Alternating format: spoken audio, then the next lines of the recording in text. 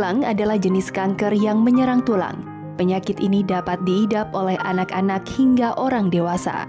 Seluruh tulang di dalam tubuh bisa terserang penyakit ini, namun sebagian besar terjadi pada tulang kaki dan lengan. Inilah yang menghinggapi legenda sepak bola Indonesia Sofyan Hadi sejak 2015 lalu. Beberapa bulan setelah kanker tulang menggerogoti tubuhnya, Sofyan sempat bercerita bagaimana penyakit ini membuatnya tak berdaya. Dalam keadaan seperti itu saya nggak bisa apa-apa. Di tempat tidur aja. Tidur, kadang-kadang turun juga nggak bisa gitu. Itu hampir, untung ibu nih masih kuat ya. Dialah semua yang rawat di samping anak-anak ya, giliran kan anak-anak kerja. Berbagai pengobatan dijalani sosok penting bagi Macan Kemayoran ini, mulai dari medis hingga alternatif, baik dalam ataupun luar negeri. Biaya yang dikeluarkan pun tak sedikit nilainya. Obat yang saya beli itu yang setiap di sana, pasti pesannya ke sana. Jadi sekarang dikasih resep banyak gitu ya. 2-3 hari nih baru datang tuh obat gitu. Jadi belinya juga 1 minggu itu untuk 1 bulan. Jadi selama 6 bulan itu begitu terus. Ya saya bilang kalau itu terus wah berapa biayanya Pak gitu. Tabungan saya juga sudah lama-lama jadi habis nih. 3 tahun berjuang melawan kanker tulang tak membuat pelatih berjuluk si jenggot naga ini berpatah arang. Ia masih menyelipkan harapan untuk berkiprah kembali di dunia sepak bola. Memang saya ini hidup tuh hanya dari sepak bola. Saya tidak bekerja, tidak dapat apa, selesai ini tidak ada pensiun, tidak ada apa. Hanya saya mungkin ada sedikit tabungan, ya itulah yang sementara ini yang saya buat obat, buat mendanai obat itu gitu. Sofyan Hadi adalah contoh kasus penderita kanker tulang yang masih bisa bertahan. Untuk mengetahui lebih jauh dan meningkatkan kewaspadaan kita terhadap penyakit ini, simak ulasannya dalam Ayo Hidup Sehat berikut ini.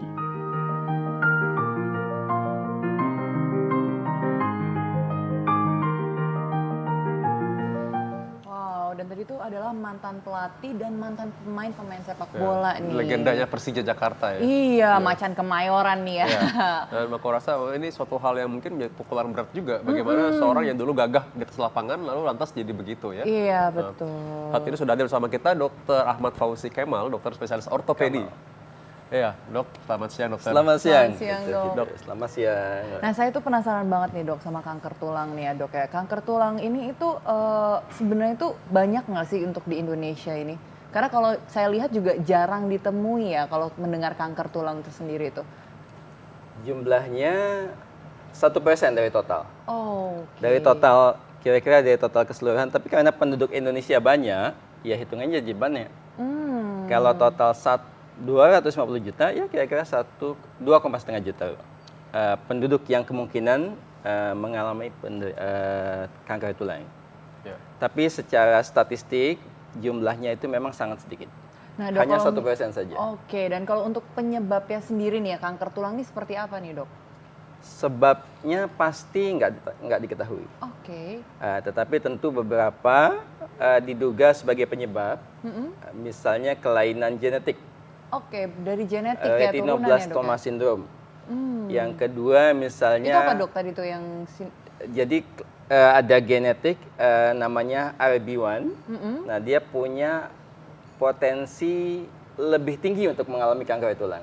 Oke. Nah, biasanya sindrom artinya ada kelainan dengan kanker pada mata, retinoblastoma. Oke. Nah, kalau misalnya itu sendiri biasanya kanker tulang tuh pada orang yang seperti apa, mungkin kekurangan atau apa?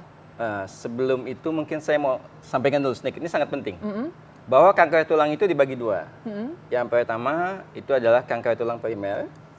Yang kedua adalah kanker tulang sekunder. Oke. Kanker tulang primer itu adalah kanker tulang yang tumbuh dari sel tulang itu sendiri.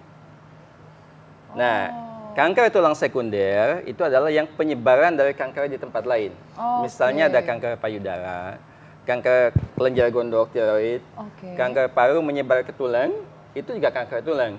Tapi kita sebut sebagai kanker tulang sekunder atau penyebaran dari kanker lainnya. Ya. Oke. Tapi nih ada fakta atau mitos nih ya, katanya kanker tulang ini tuh tidak menyebab ke organ tubuh lain, ke bagian lain. Itu fakta atau mitos nih dok? Itu tentu mitos jawabannya. Oh itu mitos, jadi tetap aja kalau kita sudah menderita kanker tulang, terus organ lain yang di tubuh kita bisa terserang juga? Bisa, persis. Jadi sesuai dengan jenis penyakitnya, kanker apapun, dia punya potensi untuk menyebar ke tempat lain.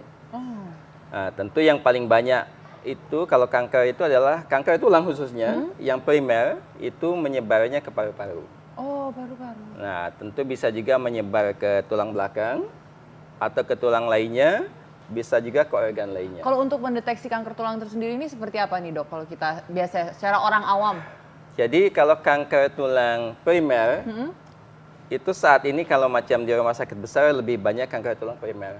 Walaupun statistik bilang itu sekunder lebih banyak, tapi primer banyak ditemukan. Oh, oke. Nah, untuk deteksinya memang tidak mudah, tetapi kita bisa menduga dari gejalanya.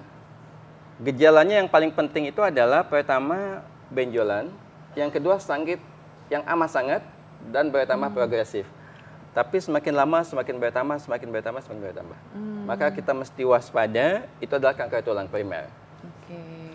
Jadi Nah, masalah mengenai tadi ya, orang kan takut mengenai penyebaran dan sudah komplikasi. Jadi sehingga mereka, masyarakat ini kadang-kadang menjadi parno duluan ketika mereka tahu bahwa, oh ini udah nyeri di punggung nih. Katanya ini mereka bilang ini jangan-jangan kanker tulang. Itu fakta atau mitos nih dok? Kalau udah kayak nyeri punggung. Ya, itu mesti diwaspadai sebagai fakta. Kenapa demikian? Karena memang tulang belakang itu adalah salah satu tempat yang paling sering untuk terjadinya kanker tulang sekunder. Oh. Jadi penyebaran dari kanker tulang lainnya. Oke. Nah, tetapi dari kanker lainnya maksud saya, tapi kanker tulang primer di tulang belakang pun itu bisa terjadi. Nah, waktu dokter ngomong begini nih, mungkin di antara pemirsa di rumah ada yang lagi duduk langsung megang-megang punggungnya. Iya, nih. kira-kira Sakit itu nih, punggung jangan-jangan bagian mana takut sih ya, dok? Dok, Atau ya. bisa semuanya dok? Ya, mungkin nyerinya seperti apa, mungkin Baik, yang bisa baik. mengarah ke sana. Ini penting, tapi saya mau bilang begini, kanker tulang primer itu paling banyak itu adalah pada daerah persendian, khususnya sendi lutut.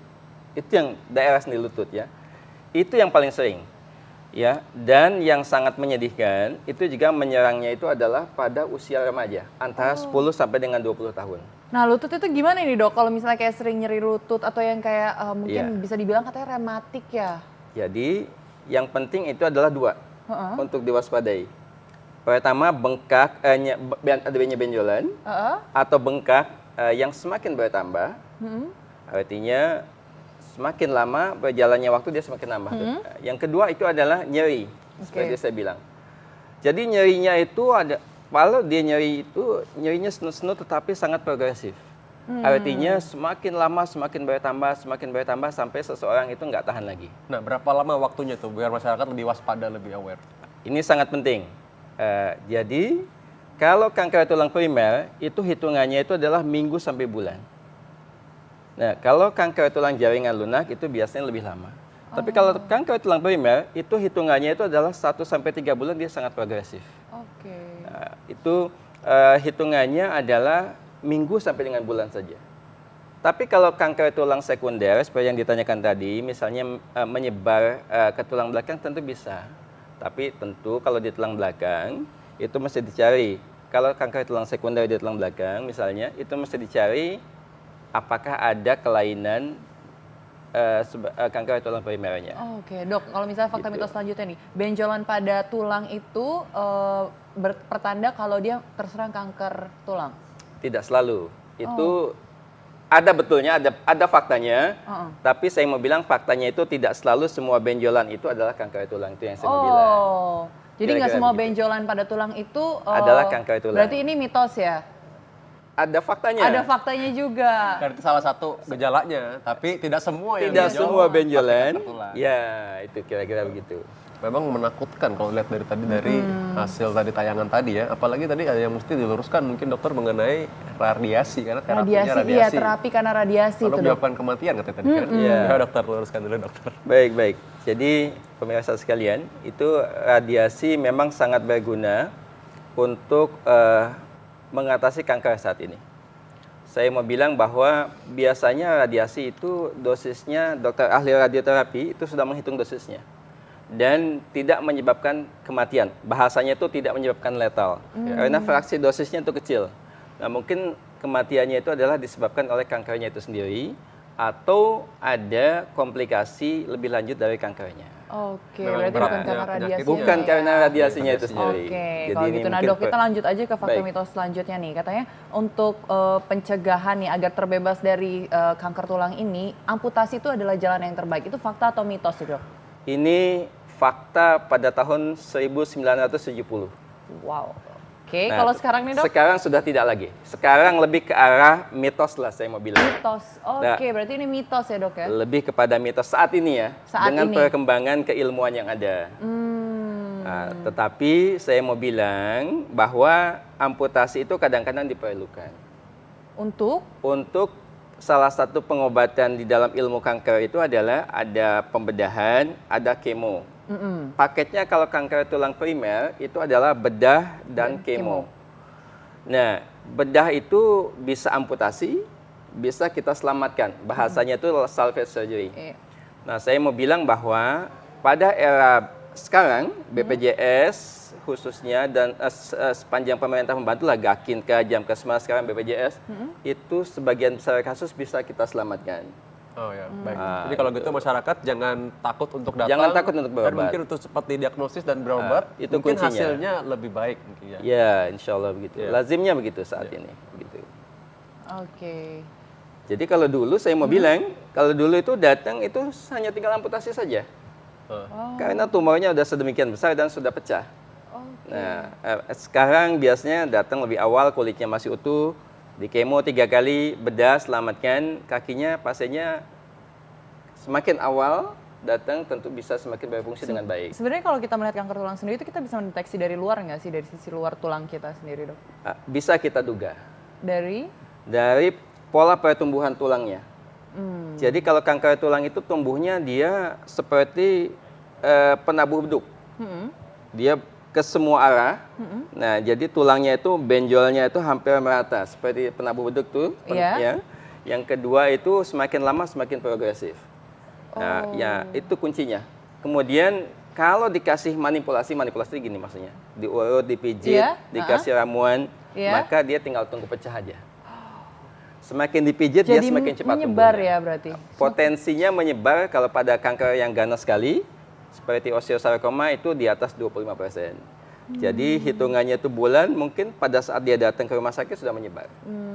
Berarti untuk semua kesimpulan yang tadi ini apa nih dok, kalau misalnya untuk pemirsa di Jadi rumah? pertama saya mau bilang, kalau ada benjolan bertambah sakit dalam waktu yang minggu atau bulan, maka segera datang ke rumah sakit. Oke. Yang kedua adalah semakin awal didiagnosis, maka kemungkinan diselamatkan kakinya dan kemungkinan terjadinya penyebaran lebih kecil. Lebih kecil ya dok ya?